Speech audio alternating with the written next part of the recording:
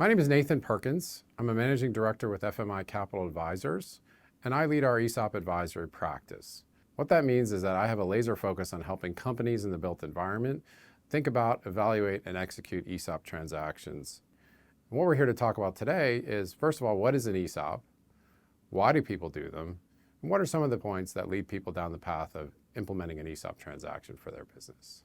So when you're thinking about an ESOP, there's a few things that are very important to know. I think, first of all, it's almost always an option. We always encourage people to evaluate ESOP as part of their spectrum of options when thinking about selling your company, because it sets a floor value that you can use to negotiate other transactions, whether it be a strategic sale or a private equity sale, if that's an option. Having an ESOP in the mix, even if it's not the preferred path, oftentimes provides valuable information to the sellers that can provide for significant negotiating power with a third-party sale. There's really three key areas of benefit when you're looking at an ESOP that are unique to these types of transactions. Number one is tax. The sellers can avoid paying capital gains tax through something called a 1042 rollover transaction, where basically you can sell your stock in a privately held company to an ESOP and defer the capital gains potentially forever through the use of qualified replacement property. The other big tax benefit the company gets is, as an ESOP, you can make tax-deductible contributions to your newly formed ESOP plan. So what does that do? Well, it allows you to effectively pay back the transaction debt, the money we're using to finance the transaction, with pre-tax dollars. The second big benefit is cultural. So we like to say an ESOP can be a win-win-win transaction. A win for the seller, and that again, you get a fair deal. It's a win for the employees because they get a new benefit that they didn't have before.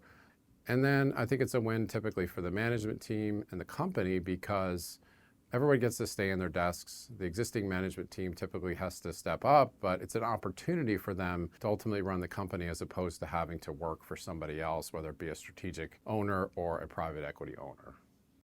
A lot of the companies we work with, the founder's name is on the building. And I think legacy is very important when you're talking about what you leave behind. What happens next after I exit the equation? So some of the trends we've seen in the built environment is increased M&A activity over the last 10 years. I think going into the 2024 M&A market environment, we see a similar trend. I think there's a lot of people looking to do transactions. There's just a tremendous amount of people in the built environment that own companies that are looking for a transition option.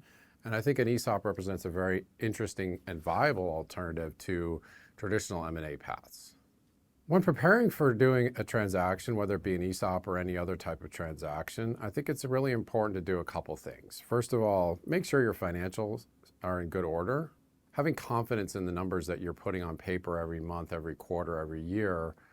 The other thing I think that's very important is thinking about the people side of succession. Who's going to succeed the exiting owners, and how are we going to transition ownership from one generation of leaders to the next? When you're doing an ESOP, the first thing we do is what's called a feasibility analysis or phase one analysis, which really looks at 3 or 4 key points in a potential transaction. Ultimately, as we move through the process of determining value, determining the financing, and ultimately hiring the trustee and negotiating a transaction, it's very important to set clear expectations up front, what we can do, what can be accomplished in the marketplace, and what the timeline is to ultimately execute a transaction. So having a good advisor like FMI, someone who really knows the space, someone who's an expert in your industry, can provide tremendous value to you going through the sale process for your business.